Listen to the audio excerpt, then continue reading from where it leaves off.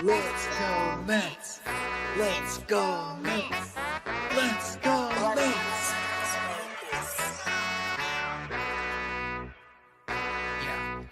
Yeah. You gotta believe and invest with your heart. Orange and blue till Mets do us part. Spring training, oh yes, it's the start. City Field gritty till Mets do us part. Hit home runs and knock it out the park. Big Apple till Mets do us part. You gotta believe and invest with your heart. Listen to the show till Mets do us part. John from Brooklyn, Gibby reps NJ. With the other team, I don't care what your friends say. Mets fans, we focus like a sensei. Listen to the podcast Monday, Wednesday.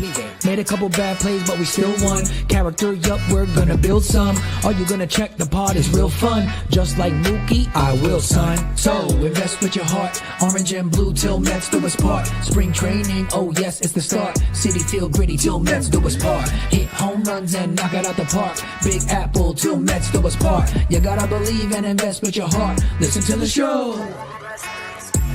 Available now on all streaming platforms. If you love the New York Mets, check out Till Mets Do Us Part. Enough rapping. Let's get together.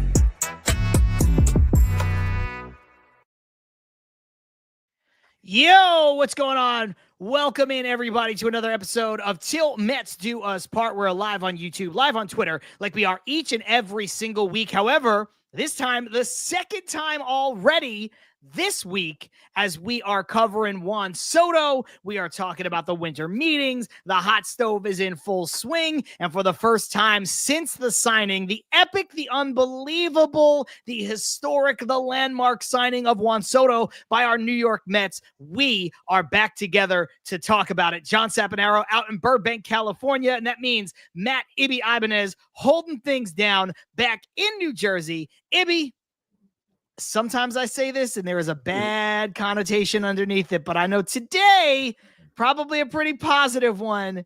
How you feeling? John, I have been flying high for the past, 48 hours or whatever it may be. Just about. I'm trying to not come out too loud right now because it is a little bit later and I got people sleeping upstairs, but I do have a lot of feelings that I am very excited to get out during this episode because it is my first time on here live since the signing of the one and only Juan Soto to our New York Metropolitans. So yes, I am very excited. I'm pumped up. Red lights on a Tuesday, a little bit different, but like you said, we're cranking things up with some more content for the winter meetings week.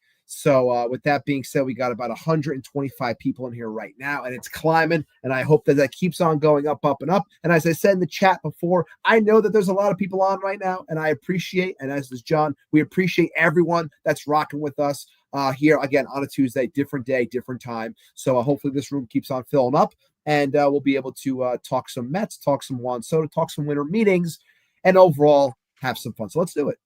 Absolutely. And just a little bit of program notes. What started out as me just chomping at the bit, wanting to talk about this, has now turned into what is going to be a full week of Till Mets Do Us Part as long as the winter meetings are going on. So obviously yesterday, I was on solo with Lori Rubinson. She was the first person on air at WFAN right after the news of Soto dropped, and we talked about it. We're also together, as was myself and Ibby, at the Queens Baseball Convention earlier over the weekend. So it was great to catch up with Lori kind of 2 days in a row almost. Obviously, Ibby and I are here with you guys in this extended edition on a Tuesday right now. Tomorrow, we'll be back in our regular time slot, which for those of you who don't know is Wednesdays, 5:30 p.m. Eastern. We have got the one and only J-Mac Customs, a.k.a. creator of the OMG sign. He is going to join us live tomorrow.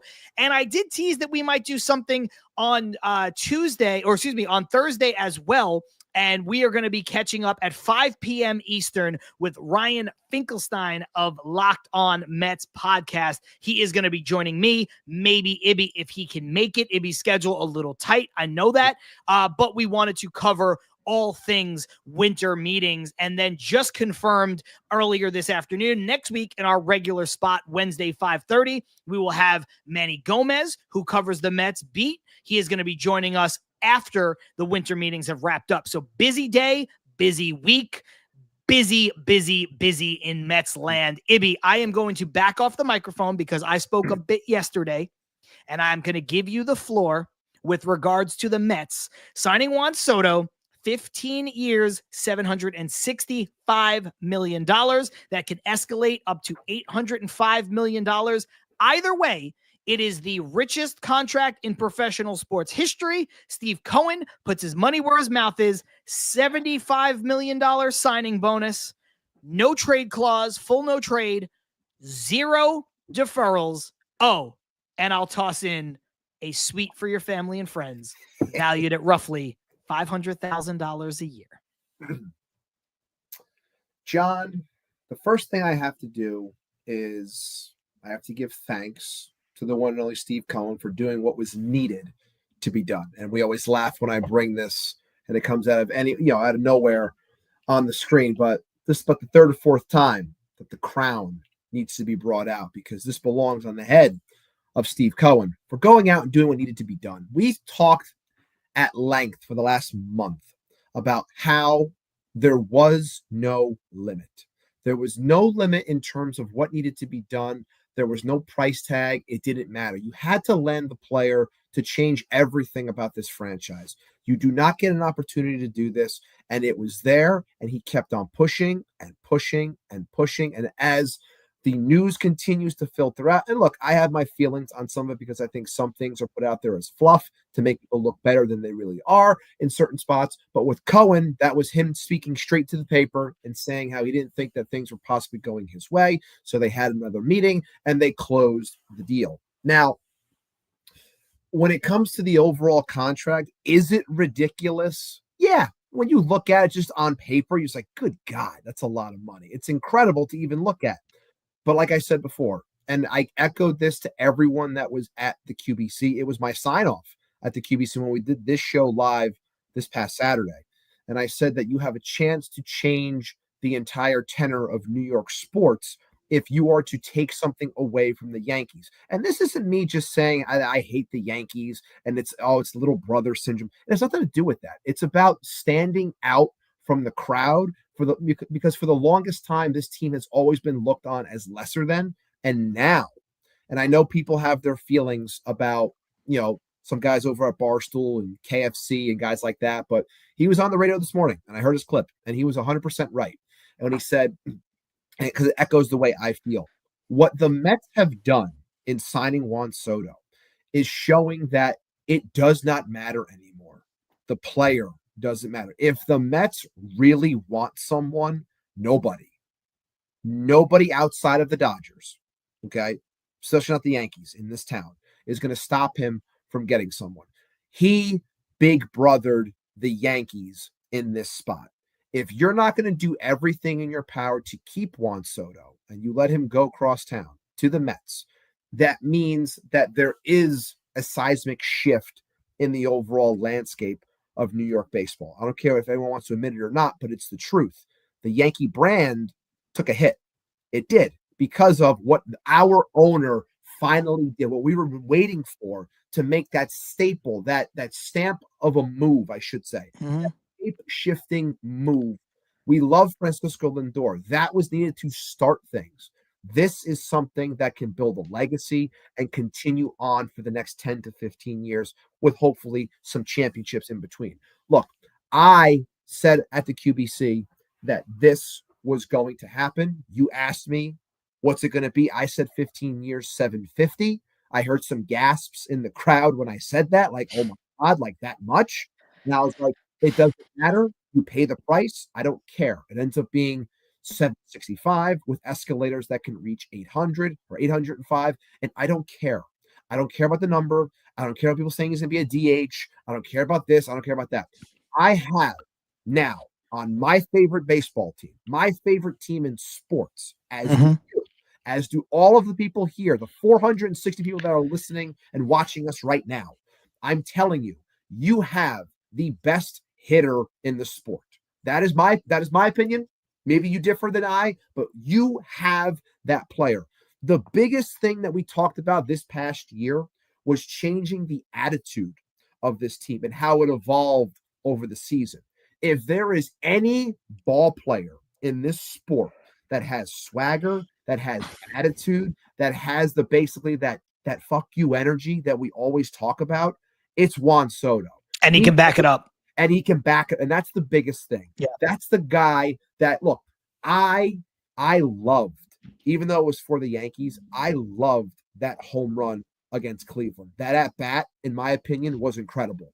That is something where I see that, I go, that's the kind of guy that any baseball team should want on their team. That's the guy that's a winner. That is a pillar. That is a franchise player. And now, Mets fans, you have that player on your team for the next 15 years, because I truly believe he's not going anywhere. They'll give him that extra money. He'll get $805 million over 15 years, and it doesn't matter. Yeah. You're working within a minimum, my opinion, an 8 to 10 year window of this guy's prime to do some damage. And I truly believe, Mets fans, that we will be successful. I believed from the jump that this man was going to sign here. I never wavered, even though some people, and I got to be honest, I wavered a little bit on this show. You know, we try to have as much accountability as we possibly can and call it what it is.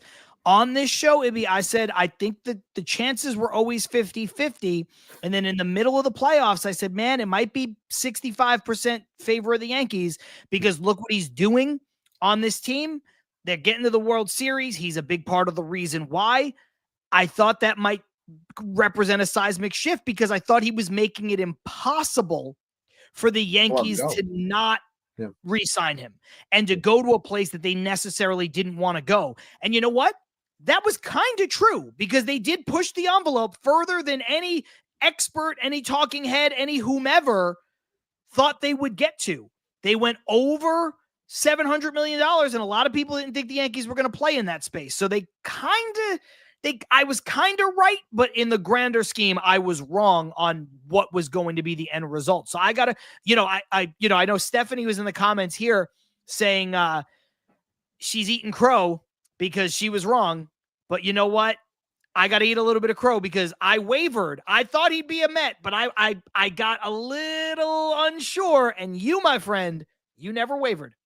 It was impossible for me to. And I know guys in our content creator chat kind of like, I can tell when it's just like, enough already, but I kept on posting that picture of him as a Nat looking out into Citi Field. And I just kept on saying, it's going to happen, guys. Like, I'm telling you, just believe. And I posted that picture, and I said, and I captioned believe an hour before the actual deal happened. And it got a lot of good traction. People bought into it, and it ended up happening. Because the thing that helped us the most was the fact that Juan Soto's agent is Scott Boras. And I don't care what anybody says, the last word was always going to come down to Steve Cohen, because Boras knows that if he goes to Hal and he says a deal or he matches, he knows he's then going to have to take that back and say, look, I got it at the behest of my client. I have to bring it back to him. And maybe Hal didn't like that. Maybe that was a point where it's just like, I'm not going to keep doing this. I'm not going to keep going.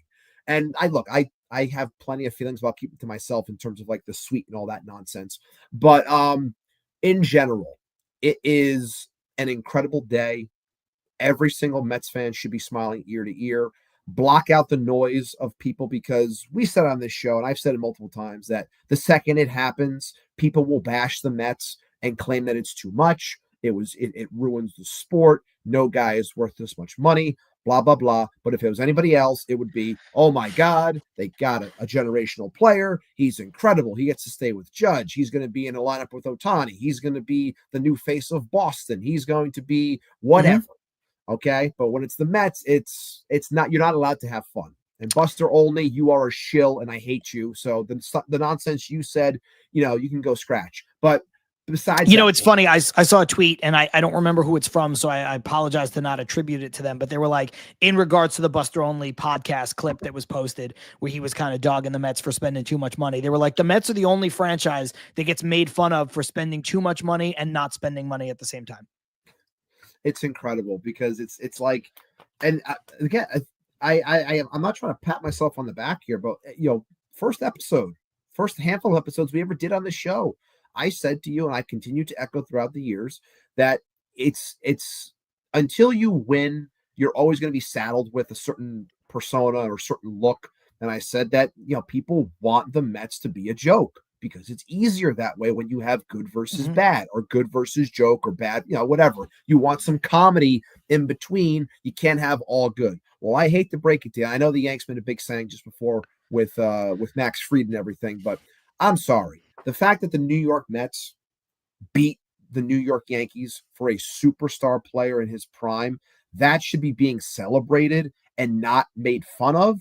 But again, we still live in a time where people think it's 1999, and that's not what it is anymore. It's a different world. There's new money everywhere. People are spending. The world in general is smaller. The internet made things a lot easier. I'm sorry. That's all the truth, whether you want to hear it or not. That is exactly what is going on. And the New York Mets are in the limelight that they deserve. And I said to everyone at the QVC, take in this moment, because when it happens, you're going to be smiling ear to ear, and you deserve every single second of it. Yeah, just to give you your flowers, Armand saying pat yourself on the back. Ibby, we got hat tip. Ibby didn't have much faith as you did. There's a lot. Explosive Diarrhea is back. We stole Soto away from the Big Bad Yankees. Back. Ibby, 1 second. Speaking of people, Explosive Diarrhea being back, our comments on last night's video, I don't know if you saw, but Paul Revere jumped back into the comments. I hope he shows back up into the live, but I saw him jump into the comments after the fact. I hope, Paul, if you're listening, I hope you're doing well, and hopefully you can get back to us on a live relatively soon. And hopefully your horse is doing well. And hopefully the horse is okay. Best goddamn horse I've ever seen. Listen, I'll repeat a little bit of what I said last night. I'm going to try to not be a broken record because a lot of folks joined me and Lori, but you didn't have the benefit. I know you were in the comments at some point, but yeah. I will say some of what I said last night for the benefit of folks who weren't here. Look, it is not hyperbole. It is not exaggeration to say that Juan Soto choosing the Mets over the Yankees, regardless of the money, whatever, fundamentally changes the landscape of Major League Baseball, and it fundamentally changes the landscape of Major League Baseball in New York City. It just does. It is an earth-shattering moment. It is a shaking of the snow globe.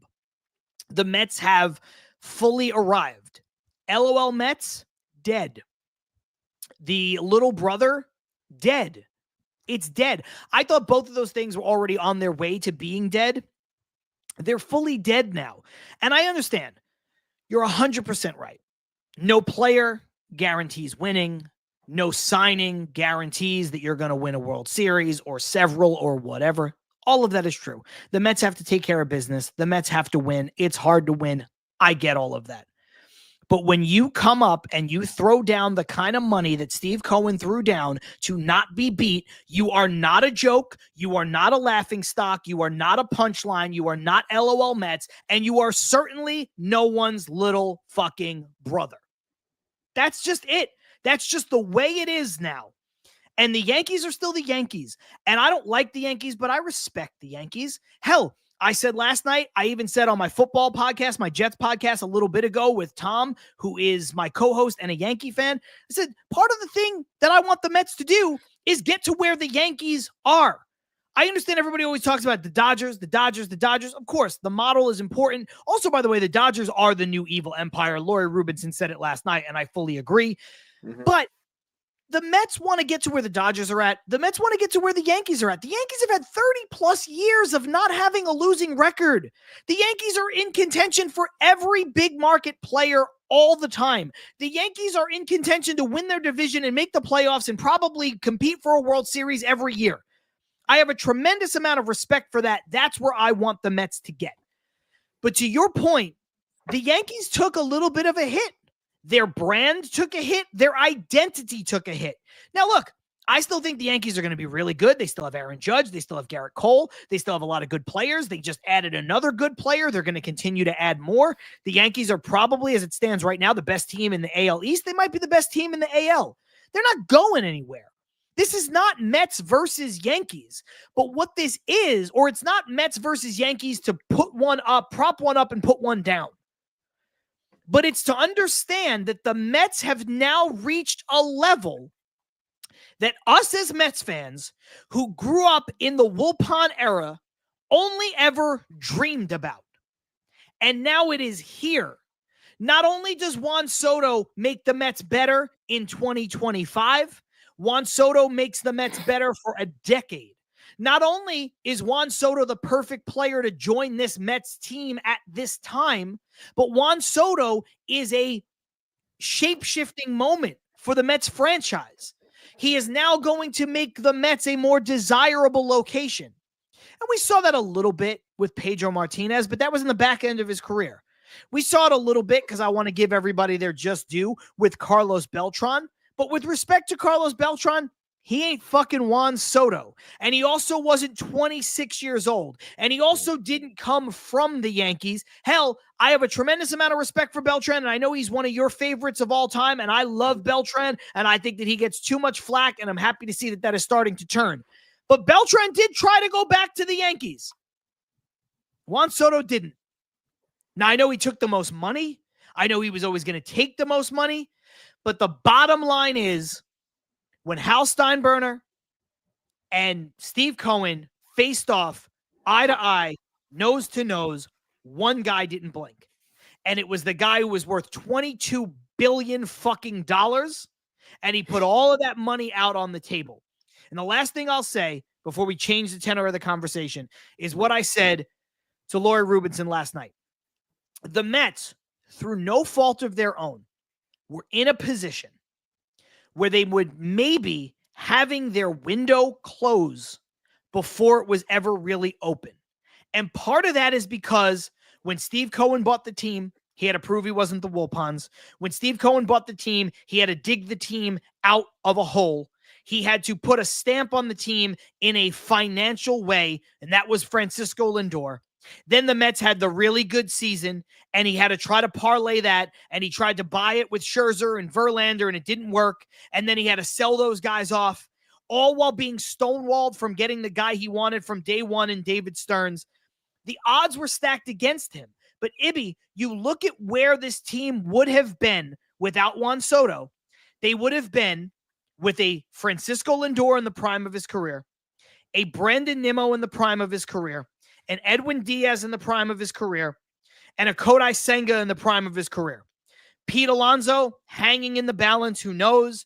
Two very good up-and-coming players in Vientos and Alvarez. But they would have been in a position where who knows what the window would have been like, because who knows what the pivot point from Juan Soto would have been. And the analogy that I used last night with Lori that I will use again is that the Mets didn't reopen their window. The Mets took a wrecking ball and tore down the side of their house to build an addition on it. Not only do the Mets have Juan Soto to pair with Lindor and with Nimmo and with hopefully Pete Alonso if he comes back in the short term, but they also have a superstar to take the baton from Lindor and march 10 years into the future.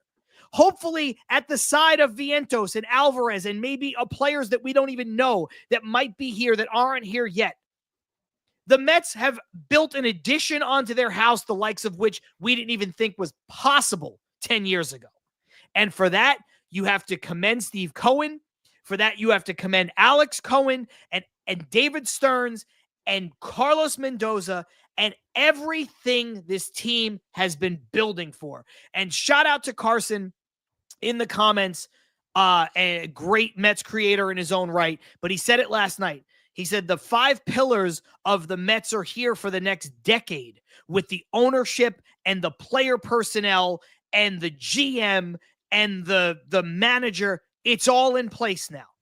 And the Mets have done it, and everybody deserves credit. And Met fans, do not let a single motherfucker try to pour water on your fire. Try to dampen your buzz that you're on right now. This is, without exaggeration, Ibby, maybe outside of winning a championship, the greatest moment in Mets history. That's how big this is from a franchise-altering perspective. And don't let anybody ruin it.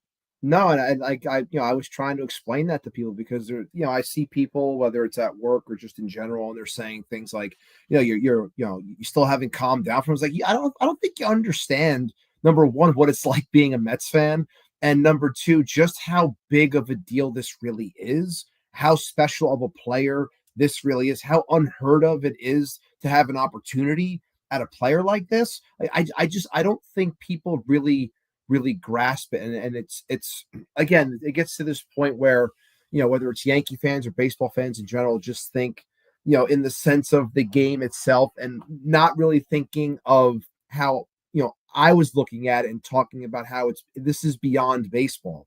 This is about changing the entire identity of something. It's about creating something brand new, but then trying to continue tradition or establish a tradition at the same time. It's like no one really understood. No one's going to understand. They just look at it and they say it's too much money. He's a DH. He stinks in the field. Anything to pour water on it. And you're right. I refuse to let anyone put me down because I know ball. You know ball. People in this chat know ball. And I know how freaking good this guy really is. And now I get to watch this badass mother effer of a player bat behind, whether it's right behind Lindor or if he's batting third and they put Vientos in between. However they want to make the line, I don't care.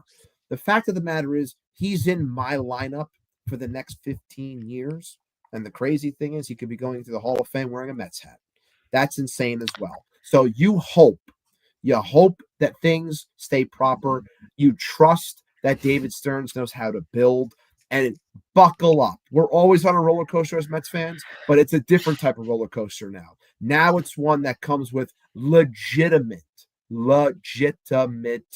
expectations. Mm-hmm. This is it. Okay. This is what you've all been waiting for. I've been dying for it. You've been dying for it. You want this moment. You've wanted this forever. You have it now. And this team's going to keep on building. There's more to be done for this year, but moving forward in general, it's time to be ready because you're always going to be at the dance.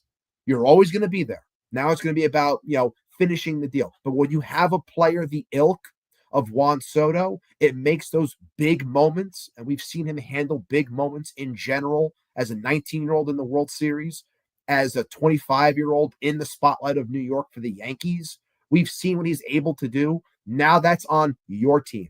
And that's going to help your favorite club move forward and dominate. I know there's work to be done. I know and respect the Dodgers, the Braves, the Phils, and the Padres. I respect all of them. And I know that I'm not just putting myself at the top. I'm not going to do that. I refuse to do that. Today, There's the Mets more to aren't be done. better than the Dodgers. They're absolutely not. Not on paper. But I also say that games are played on the field. Everyone automatically says that, this guy goes to the Mets, he's never going to beat the Dodgers and blah, blah, blah, blah, blah, blah, blah. Games are played on the field. The roster is not done yet, and it's going to forever be changing and evolving and getting better throughout the next decade plus. Smile, Mets fans. You've been waiting for this day. You were like Thanos on top of the hill. You finally sat down, and you can smile. Take it in. Let's go. And, you mentioned things like Hall of Fame, generational. Things get thrown around a lot. Comparisons get thrown around a lot. Generational talent is an overused word. Potential Hall of Famer, overused phrase. But it's not hyperbole when you talk about Juan Soto. When you talk about what Juan Soto has done to this point in his career, he is a generational hitter. He is on a Hall of Fame trajectory. He is Ted Williams. He is Ted Williams. That is his comp. That is not like, he reminds me of Ibby. When you look at the numbers, that's who he compares to all time. It's not an exaggeration. And so I think Met fans need to realize who this guy is, recognize who he is and what this guy is capable of doing, and understand that he is now on your team, most likely, more than likely, I would say almost guaranteed, for the rest of his career. And that is an amazing place to be in. That said, I want to jump into the comments for a couple of folks really quick. Carson saying, no Mets moves in the last 24 hours. This is bullshit. We never get anybody, which is a great joke. That is a top tier joke from Carson. And then Rosie saying Nick Totoro's video is something else. It certainly is. The only reason why I started this is because, Ibby, you said, you know ball, I know ball. This guy And I like Nick Turturro. I think he's a fun New York character. He's a good character actor. Certainly the lesser Turturro brother, but whatever. That's neither here nor there.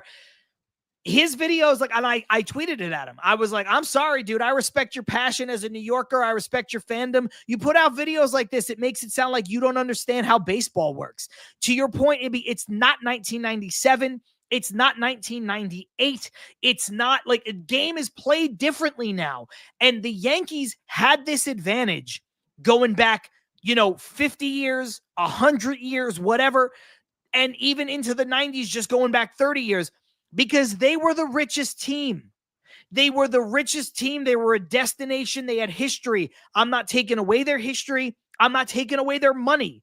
The difference is that they're not the only people who have it anymore. That's the big difference. That's the only difference. Other teams have now been around long enough to develop a history, to develop a culture, and the way the modern sport has evolved, there are other billionaires on the block that want to play with the big boys. So your advantage that you held for 100 years, and hats off to you, it's an amazing 100 years, but you just don't have that advantage anymore. So with that said, let's head into the break. Yeah.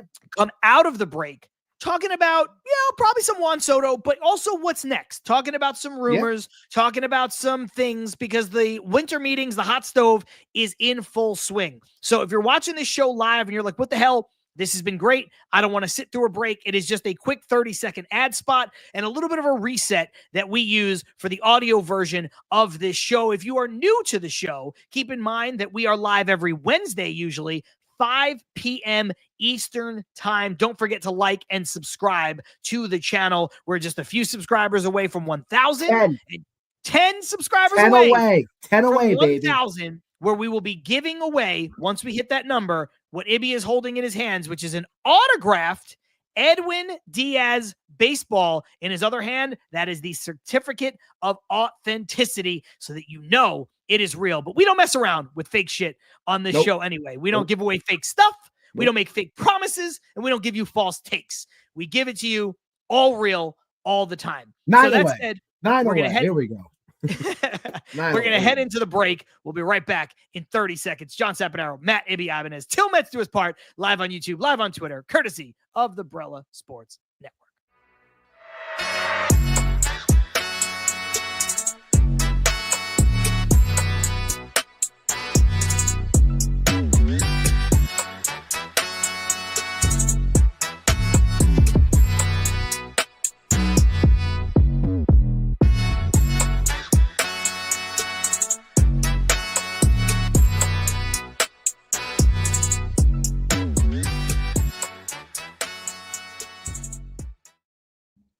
Yo, just like that, we are back with Til Mets Do Us Part, live on YouTube, live on Twitter. John Saponaro, Matt Ibanez. All of what we do is courtesy of the Brella Sports Network. Shout out to John Minconi. And of course, if you are not joining us for this particular show, if you got here a little late, if you have to leave a little early, the best way to make sure that you never miss an episode is to subscribe to our YouTube channel, because everything will last forever on that channel. So if you miss anything, you want to go back and watch what you missed, you have to leave early, you want to go back and watch what you missed, you can do that. Or if you're like, hey, I didn't know you guys were going to be live at a different time. Well, you know what? You can go back and you can watch it after the fact. If you're a subscriber, you will know. And the other part about knowing is turning those notifications on, because it'll help you in two different ways. One, you'll never miss an opportunity to become a live participant in the show. And you've seen already, and if you've been here with us for a long time, you know that the live portion of the show, the comments, the questions, the concerns, the jokes, all of that stuff is such a big part of what we do. So you won't miss an opportunity to know when we're live. But again, if you can't join us, if it's a weird time for you, you could say, you know what? I got to make sure that I go back later on tonight or the next day and watch and listen to Til Mets Do Us Part. Having said that, if you can't watch us, you can subscribe wherever it is you get your podcasts. And usually by the next morning, this show drops as an audio podcast. You can get us on Apple, Spotify, Google, Amazon, all of those places and more. And just to make sure that nobody's missing out, even though we are live right now, we will be live again tomorrow in our regular time, which is 5:30 Eastern. And J Mac, aka J-Mac Customs, aka Jerome, will be joining us. The creator of the OMG sign. We'll be talking hot stove. We'll be talking about his amazing year that he's had becoming a full-fledged member of the Mets family over the last 3 or 4 months, which is incredible for him. He was at the Queens Baseball Convention the last 2 years. Great guy, super humble, Awesome makes guy, great products, and he's a great, great, great Mets fan. So we're looking forward to talking to him. Ibby, before we get back to business here, we got to talk about our friends from Independent Safes, because I know somebody who could use an independent safe right now. And that is Juan Soto. I don't know if they make an independent safe big enough to hold $765 million. I mean, if you buy that full-fledged panic room, I think you have a chance to fit all your money inside of a panic room. Maybe, I don't know. But as always, independent safes are protecting homes and businesses with secure residential and commercial safes, fireproof peace of mind in every corner. Visit independentsafes.com today for security that stands strong. And as you can see there, free shipping when you spend over $99. And for the most part, you're spending at least $99 when you head on over to Independent Safes. And I mean, Juan Soto could definitely use one for all that cash that he's getting from Uncle Stevie. But also, I think I would want to put in some of these Yankee fans that have been bothering me, just to, shut them up and get them out of here. So they might be the ones I throw into the river like I always do. But seriously, for Juan Soto, call them up. Tell them Til Mets sent you. They'll take care of you. They'll give you a discount. I know you don't need a discount, but he doesn't need a discount. If you want the discount, you want to save a couple of bucks or whatever, tell them Til Mets sent you. They'll take care of you. I'm not exaggerating, Ibby. I think if I had Juan Soto's money, I would probably have a house that had a giant vault room like Scrooge McDuck had, where he would go diving into the vault. Now, that is not the physics of how change works. You can't dive into a vault. You would hit it and die immediately, or at least break every fucking bone in your body. But it would be cool. It'd be a real flex to take people in there and be like, check out my money room. And they'd be like, what is that, gold doubloons? You're like, no, it's nickels. This is like, $10 million in nickels. But I've got $800 million, so I figured why not have 10 million of them in nickels in my house. God. I have to say this because, Carson, I know I try so hard to pop you during your shows, but you got me with this one. I don't know if Soto can fit his money in a safe. Maybe he can use Morash's fat ass. Could definitely fit. I had to say that one because you really got me on that one. So shout out to you, Carson. I will keep trying to make you laugh on your show, but I will give you your flowers on that one. That was a good one.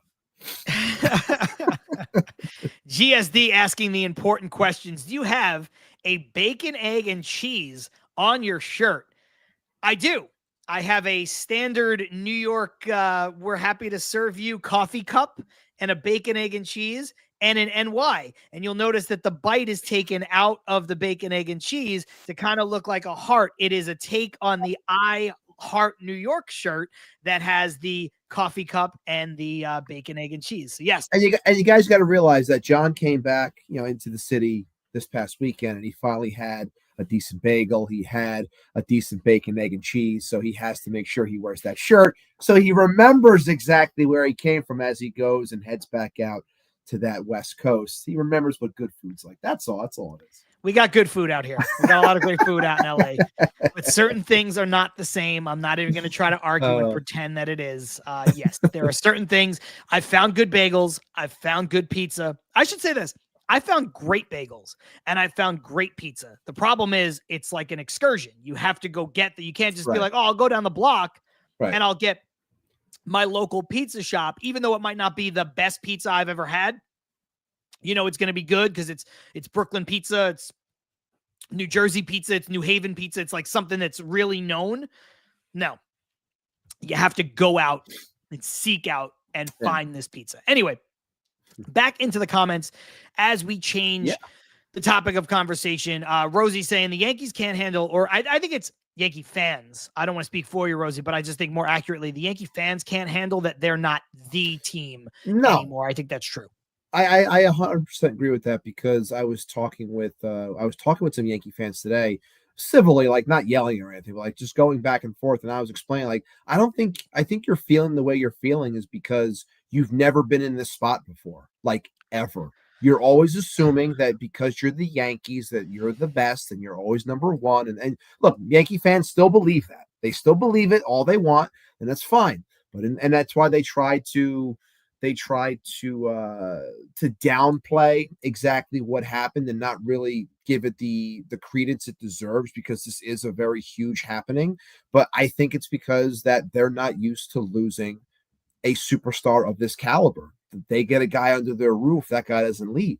Now, granted, there is a lack of understanding when it comes to what loyalty means. And this guy was hired as a mercenary to come in, and he's been on 3 teams in the last 3 years. He doesn't really have loyalty to somebody because he's been bouncing around. So just because you play for 10 months with a team doesn't mean that he really owes you anything. And I figured that Yankee fans would understand that the moment that World Series ended and he put that hat backwards. I would have thought that told you a little bit of a story, but I guess it didn't. And like I said, you're getting a healthy dose of medicine, a healthy dose of reality, because like I said before, times have changed and it's time for you to adapt. And if I can borrow a line from Moneyball, you adapt or you die. It's that simple. Adapt or die.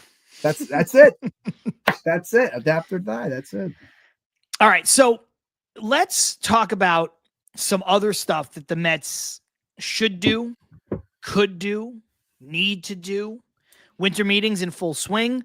Yankees go out and spend an absurd amount of money on Max Fried, but you know what? They identified a pitcher. They went and got a pitcher, high upside. I'm not going to call it an overpay, Ibby, because I don't care. I tweeted this. I don't care what billionaire spends how much money on whatever player. I think people should spend money. I think teams should spend money. I think it's better for baseball when more teams are doing this. And again, everything in free agency is technically an overpay. I'll take a little shot at the Yankee fans who are calling Soto an overpay and then celebrating the 8-year deal for a guy whose arm is probably going to fall off 6 weeks into the season. But not allowed, John. Can't say that. Not allowed to say that. I know that's you can't say that kind of stuff. People get upset. But the point still remains the same, that they identified a player. They went out and got a player. Good for them. They could use another pitcher. They could use a lefty. All good. I do think baseball is better when teams spend. I also think baseball is better when the teams that are big market act like they're big market. I want to see the Yankees spend. I want to see the Red Sox spend. I want to see the Cubs spend. I want to see the Dodgers. All these teams. They need to go out and they need to be who they are. So jokes aside, pot shots aside at some of the idiot Yankee fans, I'm happy for my Yankee fan friends that they went out and they spent money on a player. Andres Jimenez gets traded to the Toronto Blue Jays, which is a good move for them. I took a little bit of a shot at them saying, hey, nice pivot from Soto. But again, I'm joking. It's all in good fun. And then right as we were starting the show, Nate Eovaldi, 3 years, $75 million with the Rangers. The only one that really affects the Mets of those 3 deals that I just mentioned is Nate Eovaldi. He is a guy who had been linked to the Mets. I think he would be a good fit for the Mets. I think it's a big deal for Nate Eovaldi, 35 years old, all that stuff.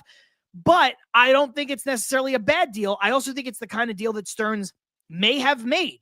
He's looking to make deals 3 years, 4 years, nothing more than 5 years on the absolute top end. And I don't even think he wants to go there for a starting pitcher. But Ibby, I think this might be a good sign, a sneaky good sign, because it seems as though maybe the Mets are not looking at Eovaldi. Maybe they've taken their focus off of Walker Buehler for a moment. Maybe they've taken their focus off of Jack Flaherty and some of these other guys. Maybe they're focused on Garrett Crochet, a little bit of big game hunting. Now, you're going to have to give to get. There was a proposed trade by a White Sox blog out there that included 3 top 100 prospects. Listen, you know that I've had weird feelings about Crochet, but you cannot deny the upside. You cannot deny the stuff, and you cannot deny where his peripherals project him to be at 25 years old, making $2 million a year. You're going to swing big. And you just said the biggest part there. It's 25. And this is why you swing big when it comes to, especially landing Juan Soto. But we saw it last year when they tried to swing big on Yamamoto. It's because of the age. It's giving the money to guys where you believe that your ROI is going to actually, equal the actual output of what you're giving. You want to get back what you're giving. So you attack the youth. So in this sense, yes, I am not about paying Max Fried or even a Corbin Burns what they're looking for. I would much rather go the route, like you just said, of trading for a Garrett Crochet type because of the age and the window that you're further expanding upon that you're trying to win within. And this is where your money can really help you, because we know Crochet wants to get dealt and we know he wants an extension. We know all of that. And those things could happen relatively quickly if he does get dealt to certain teams. So I do have a poll running on the YouTube side. And if you haven't already, make sure you vote. We got 31 votes in there so far on the YouTube side. If you're watching us over on Twitter, head on over to the YouTube side. I know we have a total of about 860 people watching us right now, and we love you. We thank you so much for watching us. Make sure you head over to the YouTube side so you can sub the channel and like the video, but also vote on this poll, which is, are you willing to include both Jet Williams and Drew Gilbert in a deal to land Garrett Crochet? Now, John answers that quickly. So far, we have 31 votes, and it's nearly split. 48% say yes, while 52% say no. So there's a 1 vote difference right there. John's vote right there kind of makes it even. And what's your vote? My vote would be yes, I would do that deal. I would include both because they're looking for guys up the middle. And I was having a conversation with a couple of my friends last night who often frequent this chat, that being TJ is one and James Rube, both big Mets fans. We were talking about the idea of potentially trading for Crochet. And I said to him, give me a second. And then I looked at the system and I said, I wouldn't be shocked if the Mets swung big and let's say that the Red Sox signed Burns. And now the Red Sox are now out. So now you're getting put into a spot where you have Red Sox would be out. Yankees are already out with Fried. Right. So the big thing is now, if Baltimore continues to be stingy on it and they don't want to deal away their prospects, that opens the door even more for you. And maybe you don't have to give as much, but the Phils still lurk. They have a solid system and they have players that match what the White Sox may want, but they also have a lot of money. And if Crochet wants an extension, might make things a little bit more difficult for them in that sense, unless they move people. Having said all of that, I said, if they swung big, it would have to include, I said, Jet Williams. Mm-hmm. I said, Drew Gilbert. Mm-hmm. I said, Jesus Baez, who's one of our shortstop prospects. And I said Ronnie. I said Mauricio because he's hurt. And the reason I said him is because the players that I'm offering in this deal, their clocks haven't really started yet. And I don't think the White Sox want guys with clocks that have already started or really even major leaguers. They say they want major league ready players. I get that, but I also think that they realize that they're not in a spot yet. And I think that they want a majority of a return that's not ready for the big leagues just yet. So then they can buy a little bit more time and then put everybody in, maybe even have a little bit more of a rough year, possibly could build through the draft, what have you. And I said those players for a particular reason. I said Jet because he's your number 1 prospect.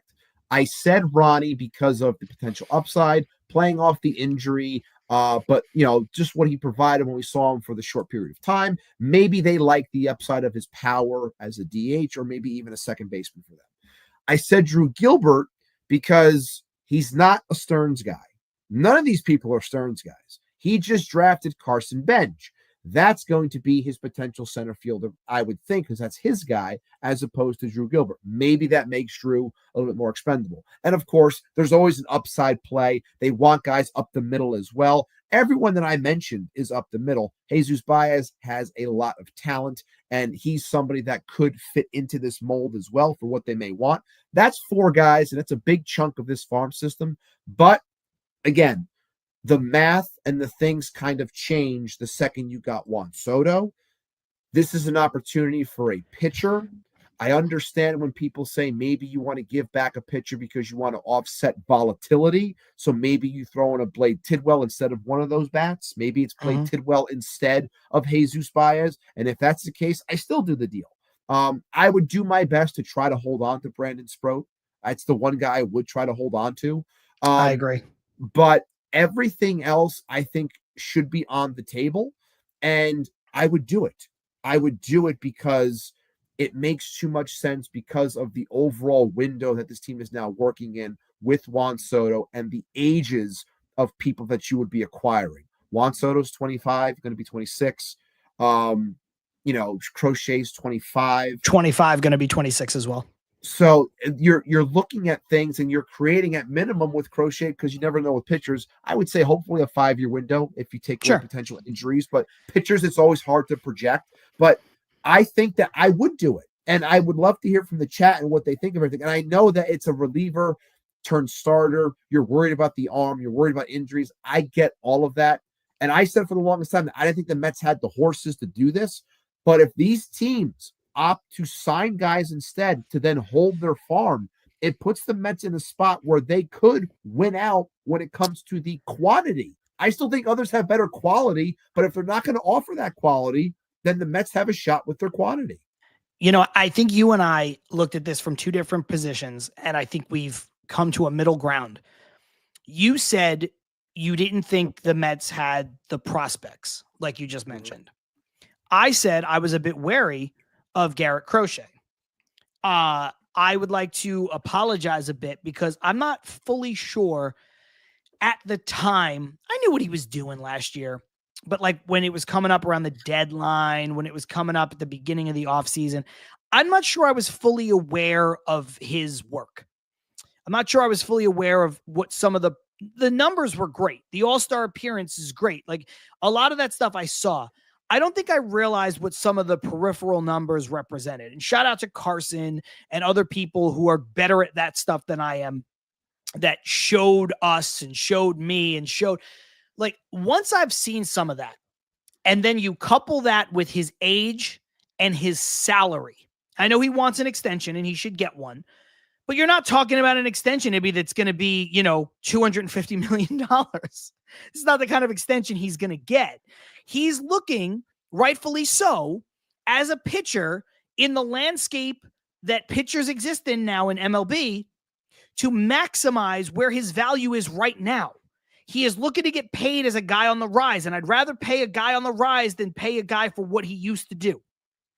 And so when you add in all of those things, I've said the Mets don't need an ace, and I think that's true. Twofold. I think they have Kodai Senga at the top of the rotation, and I don't think teams need aces to win anymore. But having more good starting pitching helps. And I think Crochet is that. I know that Crochet is that. I also know that Sasaki could be that. Although, there's some variables there that, maybe you're not 100% sure on coming over early, all these things, whatever. But I think the Mets should be playing, and I know that David Stearns wants to and is playing in this sandbox filled with 22 and 23 and 25 and 26-year-old players. If you're going to sign somebody, if you're going to trade for somebody, trade for the 25-year-old pitcher, not the 32-year-old pitcher. If you're going to sign somebody, sign the 23-year-old pitcher from Japan, not the 33-year-old pitcher from Japan. These are the kinds of moves that make the most sense. And so I have these two hypotheticals. Armand brings up what you brought up, just some of the pieces you might have to trade. Mm-hmm. Armand brings up one. This is from Jim Duquette on SNY. The mock trade is Gilbert, Acuna, and Parada to the White Sox. I think anybody and their mother would do that immediately. I'm not going to ask you if you would do that, because I don't think that's enough. It's not enough. I think if you say no to this trade, you're an insane person. Right. Just to be fair. Because I don't think it's enough. Yes. It's not enough, though. No. The other trade that I'm alluding to, or that I alluded to earlier, and I'll give them credit because this is from Sox on 35th. They're a Twitter account. They're probably a show. I'm not familiar with their work. On Twitter from yesterday, 22 hours ago. Their trade proposal was Mets receive Garrett Crochet. The White Sox receive Jet Williams, Ryan Clifford, Drew Gilbert, and Colin Houck. I think that's 3 top 100 prospects, but I think that is closer to the deal that you have or the names you've thrown out there. Yeah. And I think that might be able to get it done. I would do that deal. I ask you, would you do that deal? Which is Jet Williams, Colin Houck, Drew Gilbert, Ryan Clifford. I would do that deal because the thing I keep on coming back to, and I know that also, I'm sorry to interrupt. Yeah. If the Mets re-sign Alonso, it makes that deal even more doable because it makes Ryan Clifford more expendable. Just from a global team building, looking down the road prospect, he could always be an outfielder DH. I understand that, but I'm just saying if they bring back Alonso, that makes that deal even more palatable to me, not less. plus also, especially I can see from a Stern standpoint that unless you are a very, very special talent, I don't think dealing away a first baseman is ever, that much of a big deal to a smart GM because they can say, I can find another first baseman. Yes, there are exceptions to that rule. There are fantastic players in this league, like Freddie Freeman as an example.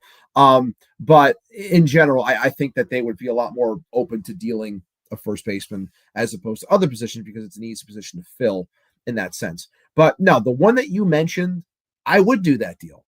I would. And I'm often hesitant at times because I know what David Stearns is trying to accomplish. And I don't want to sit here and just make it seem like just because you inherit something means you have to strip it to the bones, because you're still trying to find depth. And other people, no matter how much you don't like Billy Epler or anyone else, talent can still find its way into a system by way of another GM or someone else that was running the show. And you're not just going to give things away just because it wasn't yours. But, I did kind of say with my opening one before about, Drew Gilbert wasn't his. That was from a trade that happened before he got here. And then his first pick is a center fielder in Carson Bench, who might end up being a right fielder maybe. But either way, an outfielder. So it kind of shows that there is a way to add a player of that ilk into a deal like this. But to bring it back to the original question, yes, I would do the deal that you mentioned. 3 top 100 prospects. I don't know what Colin Houck is going to be. And look, you have opportunities at stars. You have opportunities at young players. It depends on your window as a team and what you're trying to accomplish. We can talk about the one that we have on our team right now, and that being Francisco Lindor. Andres Jimenez just got dealt away from Cleveland to go to Toronto. Damn shame the Mets lost that trade. Yeah, really. Everyone told me that we lost that trade. Ahmed Rosario has bounced around 3 times ever since that trade. Isaiah Green. It's just such a shame it didn't work out for the Mets. It breaks my heart. Isaiah Green never became anything. And who? That was another Isaiah Green and something Wolf. I can't remember his first name, but something Wolf. Oh, yeah, Joel Wolf, one, the agent for Nolan Arenado, and I was gonna say Randy Wolf, but that was the old Phillies pitcher, I think. So I don't think it's Randy Wolf. But I think the name was Wolf. I might be wrong. Josh I'm not Wolf. sure. Thank you, Armand. Josh Wolf. Yes, it was Wolf. So, and you see what happens when you have the opportunity to strike when the iron's hot. Now, I still caution Mets fans, as much as I would do these types of deals, I still think that if the Red Sox are involved and they want him, he will be a Red Sox. If the Baltimore Orioles are involved and they really want him, he will be a Baltimore Oriole. They have better players to offer. That's not me putting down these kids or putting down our system in general. It's just me saying it's not there just yet in comparison to those teams. So if they want him, they could get him. If it was the Yankees, even though it won't because they just got freed, if it was the Yankees, I would feel very confident that the Mets would win in that case. If it's the Phillies, I still feel confident, even though they have players that make sense for them. I would still feel confident if it was against the Phils. But when you talk about the Red Sox and the Orioles, it's very much an uphill climb. When you talk about the Phillies, the Mets having the advantage, is that because of the Mets owners' willingness to sign the deal and the Mets having less money on the books for a potential extension? Or do you think that the Mets farm system is better than the Phillies? Like, do you think which part of it complicates the deal more? I think that the Phils, I think if the Phils were really in, I think the fact that their money could be an issue, obviously would help the Mets. And when it comes to the farm systems, I think they're similar. They have some players that I think can be really good. Like they have a shortstop slash third baseman that could be a fit for the White Sox by the name of Aiden Miller. I think he can be really good. And I know he had a like a large climb last year throughout the minors. So he's someone that could definitely be a centerpiece to a type of deal like that. Like I would hope that the White Sox don't have the balls to ask for like Andrew Painter, because they would never get him from the Phils. But I think that what they have, it could be in comparison to the Mets. But like I said, I think the money aspect could be something until the Phils are able to clear some money. And I don't think including somebody like Alec Boehm is something that the White Sox want. To my point before about not wanting to have guys that are near paydays or that are already on the clock. I think they want to start things relatively soon, but not just the second after this deal. Yeah, they want, I mean, everybody always throws this word around, but they want major league ready prospects, guys that maybe can come up this year. Maybe, with some of the situations with like a Jet Williams and a Drew Gilbert, the injuries that they had, maybe they would come up the following year. But again, this is a team in the White Sox who's not expecting to necessarily compete at a high level in the coming year. So maybe you call up a guy a little earlier and see what he's got and all that stuff. So jump back into the comments here. A lot of really good ones coming in. Armand saying the White Sox farm system is very thin with position player prospects, which is true, which is why they want position player prospects. We have Shay over on Twitter saying, I don't do that deal, the one that I mentioned from Twitter, only because I think we can offer a little less. So he doesn't want to do the Williams, Gilbert, Clifford, Houck deal. And look, maybe it is less. Like that is from a White Sox account. So maybe, they're kind of looking at it with, white and black colored glasses a little bit. Maybe you could do it for 3 of those players and not all 4. I don't know. I'm not a GM. I see Shay's point. Armand does bring it up when you talk about Josh Wolf, how it started, how it's going. Wolf was released. So things did not go great for Mr. Wolf. Shay switching over to the YouTube side saying a Phillies extension can't happen as easily as it can for us. Which is true. And saying our farm systems can match up, meaning ours, the Mets and the Phillies, in different ways with regards to a trade for Garrett Crochet. So a lot of good stuff there. Ibby, I know we don't have a ton more time because we're going to be back tomorrow, so I don't want to go too long, but I do want to get into this portion of the conversation about as quickly as we can, which is the other side of things. First of all, this is a good one from D. Just saying Crochet and Sasaki would be lethal. My God, if the Mets ever had an offseason, they'd have to do more than this to round out the roster. And look, they already got Holmes and Montas. That was great. But if the Mets, Ibby, ever had an offseason where they got Soto, Alonso, Crochet, and Sasaki, that's the best damn offseason in the history of the franchise. That would be absolutely incredible. And look, I think, here's the thing, too. It's because when you look at how you'd have to acquire those players, some through trades, some with big deals in terms of dollars, some with smaller deals in terms of dollars, international money, and all that stuff, it's possible. No, I'm not saying it's going to happen, but those 4 players are possible. It's definitely possible, and as much as I would say that Crochet is a lot more likely than Sasaki, but look, I was excited today for like less than 20 seconds when that Sasaki comment came out from SNY. And David Stearns came out and said, look, we submitted all of our information to the Sasaki camp in hopes that, they take what we have and they like it. But then when I see that, Sasaki's camp appreciates Jeremy Hefner and all this stuff, and it's just like maybe that gives the Mets a little bit of a leg up in this spot because he doesn't automatically want to go with other Japanese talent. Doesn't mean he wants to play third banana to Yamamoto and Otani. Maybe he doesn't want to go to San Diego. Now they're saying he might want to go to a smaller market, which would even take the Mets out of it then. But then when I saw weird comment from the agent, by the way, look, super honest, and maybe that's the case, and as it was with what's his name, Zach Greinke being very open about his social anxiety and stuff like that. I'm never going to put down that. If that's what the kid wants, that's what the kid should get. I just think, and honestly, it might be the truest thing you've ever heard, because I can't see any other good reason other than it just being the God's honest, unadulterated truth why an agent would say that about a player. Yeah, I mean, it was odd for him to come out and say it. I was shocked that it was ultimately said as like the quiet part out loud, unless it's just, but like, I would understand that more if it was about like driving price from a higher priced, more media driven team to try to up the price. Like, look, I know you think he's uncomfortable. Look, we're going to give him this much money. It's like, that's not the case here. This is all about, like you said, being comfortable and finding something. Now, I don't know if that means he's going to go to, he's not going to wind up in Pittsburgh or something like I don't know if that's what's going to happen, but it's still interesting enough that it perked my attention. But then once I saw that Jim Bowden is the one who said it, I was like, that guy doesn't know shit. Like he does. Like everything he says is always like, and it's never on point. He's never right.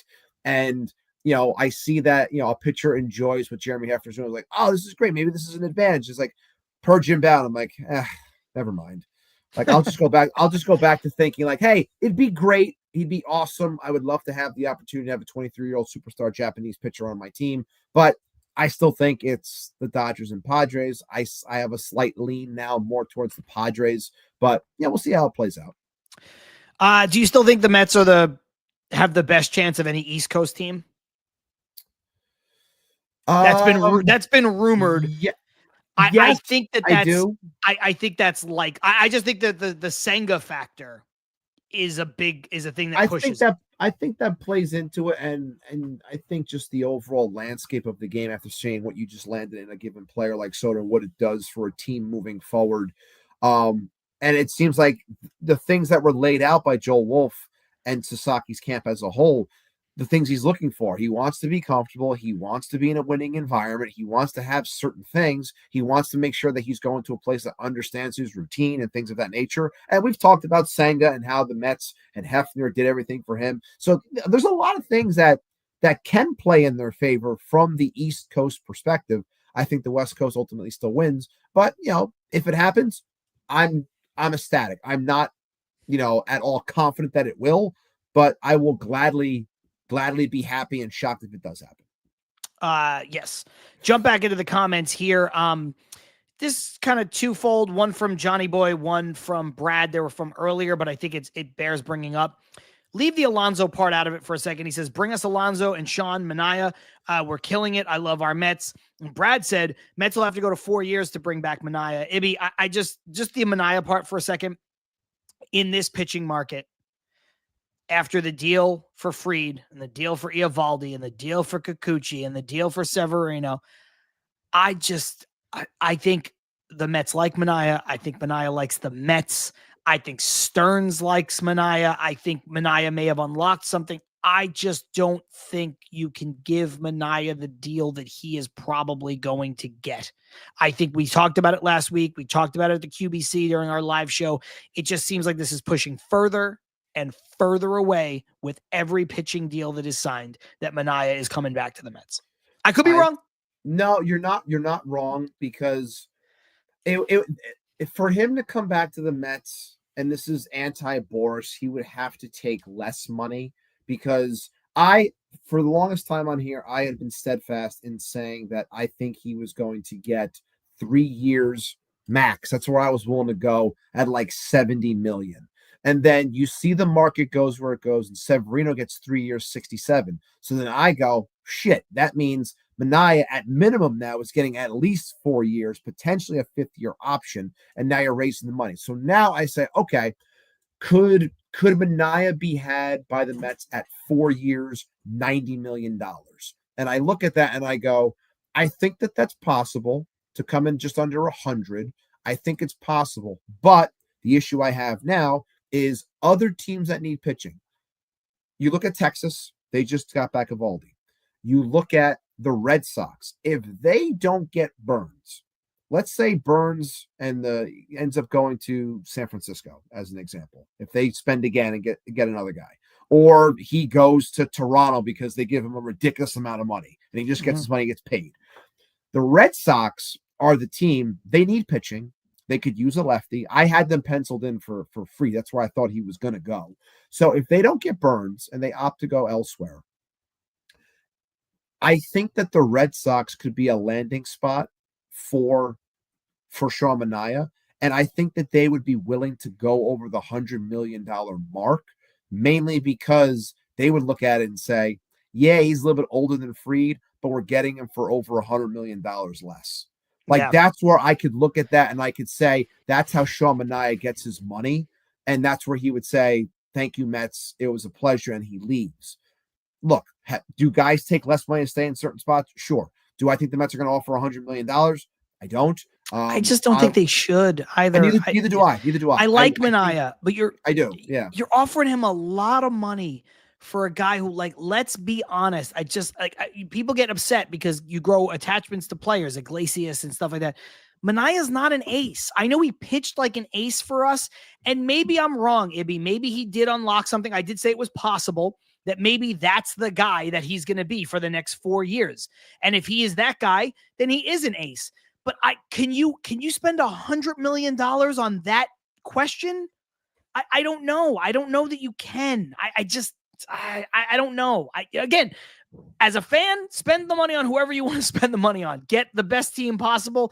But just from a team building aspect and understanding that no one has a bottomless budget and there are ceilings on players, I don't know, man. I don't think you can justify it. I really don't.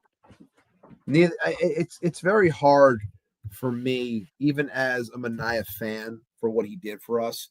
I have a hard time giving the guy the deal that he's ultimately probably going to get.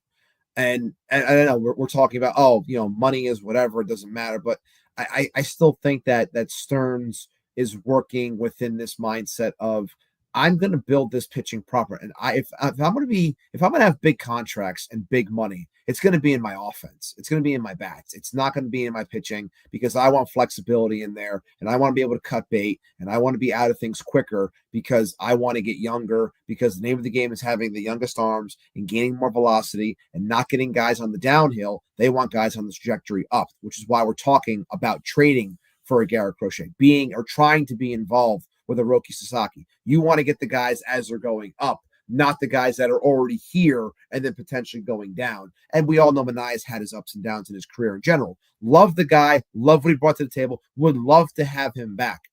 4 years, 90 now. Maybe that's where you could potentially get him. 4 years, 95. Maybe if they really want to stretch it, because they love what he brings to the clubhouse, and you're bringing him in, and you're bringing him with Montas, his best friend, and you're trying to cultivate and build all of these things. Because to your point just before, one thing I've been wanting to say on here is growing attachments and what has happened beforehand. Manaea, Iglesias, Severino. Oh my God, we're going to have Jay on tomorrow. Like, I think that people need to understand that Severino leaving is already a big part of that entire 2024 aura, all that went on with that. Him leaving, that's already like walking out the door then.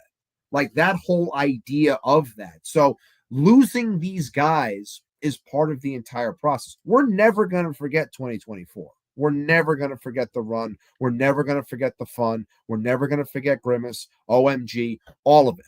And we will recap some of it with Jay tomorrow. But when these guys walk out the door, like, it's part of the game. I would love to have him back. I think he makes sense to come back. But I do think that there is a cap in Stearns' head when it comes to pitching. And I trust him when it comes to having said cap on given pitchers. And I think he has an idea of what he wants, and I think that that's what he's going to go after. Carlos Ortiz saying, aren't you paying for the upside? You are. It's just a matter of where you want to invest that money, for upside what kind of Well, that's what I'm saying. For what kind of upside? So if Carlos, if you can expand on who you're talking about, but I'm just looking at it as Manaea. Yes, you are paying in his case for is what he did in 2024, what he is now. But I would rather pay more money for somebody who has more potential for upside, like the Yamamoto type deal. You're paying more money than what you would pay for Manaea, but he's 25, not 33. I think that's the kind of thing that you're looking at when you're talking about upside. Or, I'd rather trade for Crochet and give him an extension at 25, turning 26, than give $100 million to a guy who's 33. Who just showed you his best, who maybe that is what he becomes, but maybe it's not. Maybe this is the best we've ever seen.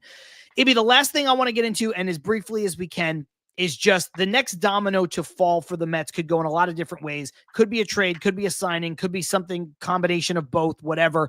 They're in the winter meetings. They're down in Dallas. David Stearns canceled a media appearance because he's probably working and he's got things going on he's got to take care of. So nothing has happened in this show so far. That could change. It could change any minute as soon as we're done with the show. That's how the winter meetings work. I just want to talk about Pete for a second, because we know that the market was going to open for Pete a bit after the Soto signing. One, because power bat on the market, even though he plays a different position than Soto, but also because Boris was focused on Soto, to the nth degree at that point in terms of offensive players. Everybody needs to take a back seat. Lori Rubinson said something last night on the show that I completely agree with. She said, one way or another, she all but guarantees the Mets are going to acquire, either via trade or free agency, a corner infielder of some significance. And she thinks it's a better than 50% chance that it is Pete Alonso, just because when you look at the math, right? If it's Bregman, you probably have to pay him more. You got to give up the compensation for the qualifying offer, which is not only 2 picks, it's international bonus pool money.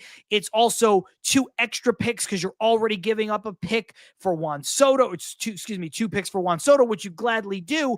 But it just doesn't seem that you would go through all of that when you can just re-sign your own free agent and not have to deal with it. So just your thoughts on Pete, and also the thought that, because I do agree, it's almost 100% certainty the Mets will have a corner infielder, whether at first or at third, who's not on the team currently, because there ain't no way, if you look at MLB.com's projections after adding Juan Soto, there ain't no way the Mets are rolling with Brett Beatty and Mark Vientos at the corners. They are going to acquire someone who is better than that. So what are your thoughts?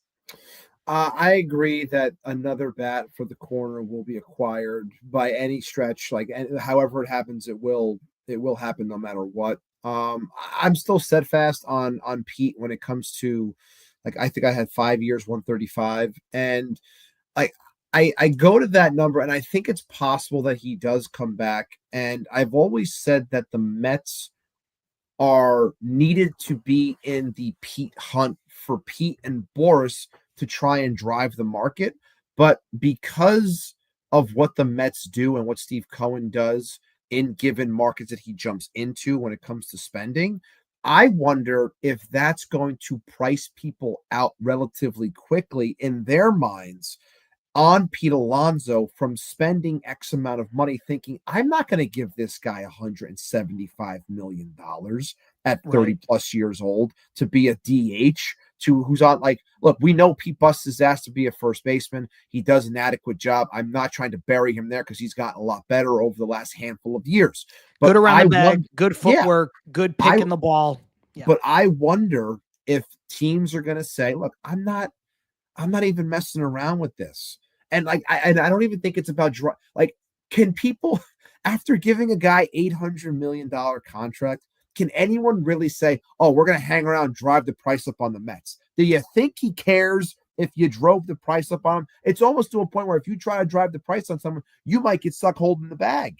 It's like when you're in an auction. Like, if you keep trying to push somebody else to get them to spend money, then they might just say, okay, you can have them. And now you're stuck with them.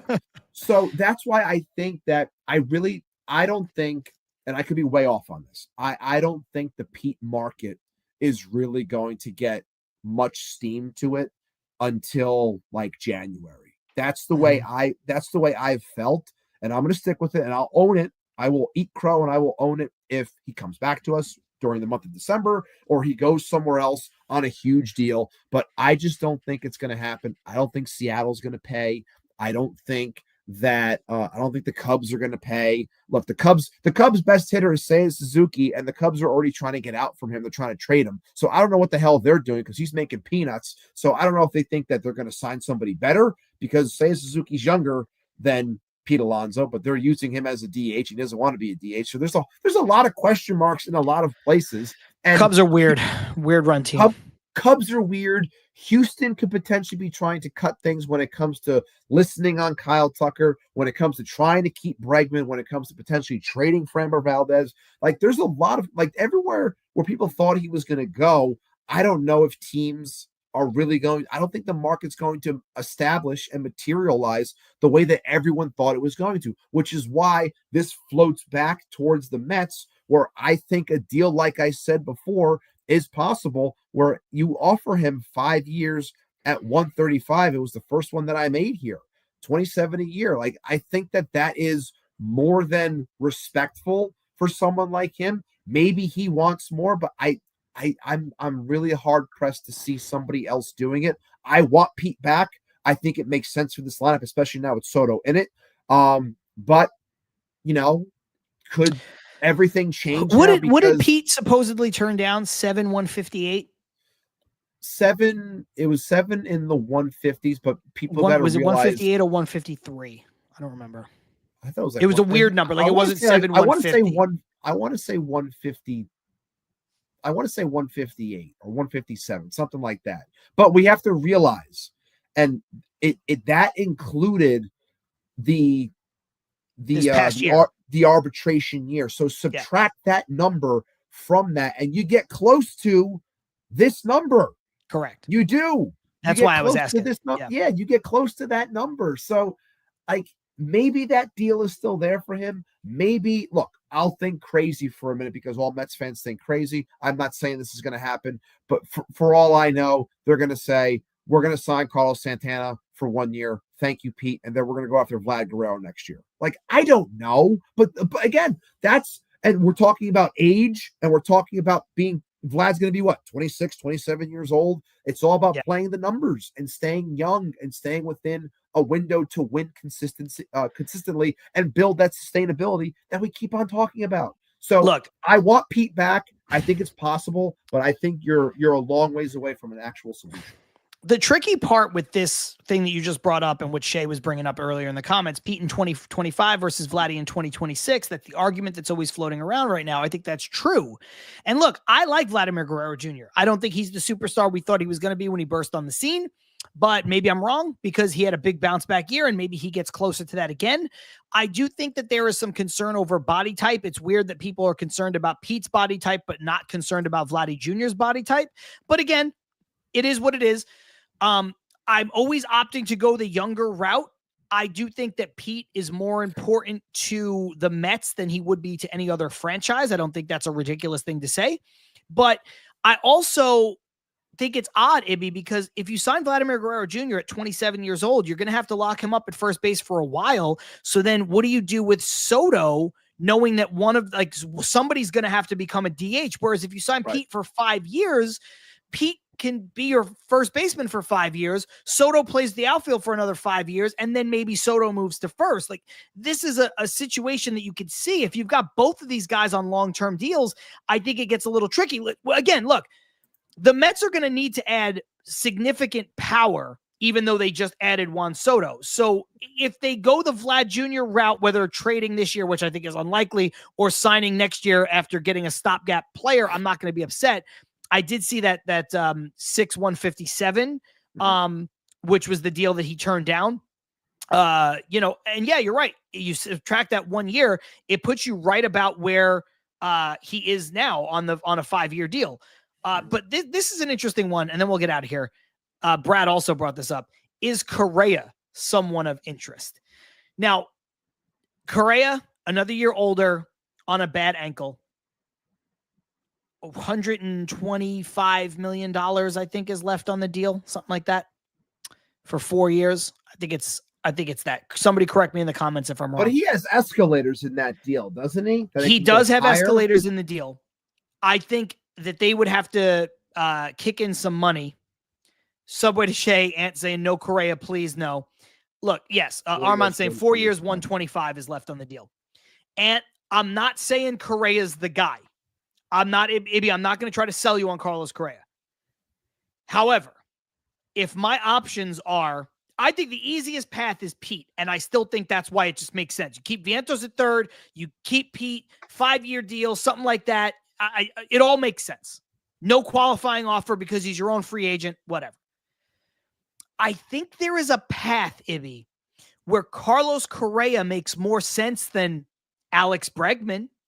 Carlos Correa makes more sense than trading for Nolan Arenado. Carlos Correa, you give up less than if you were trying to trade for Vlad Guerrero Jr.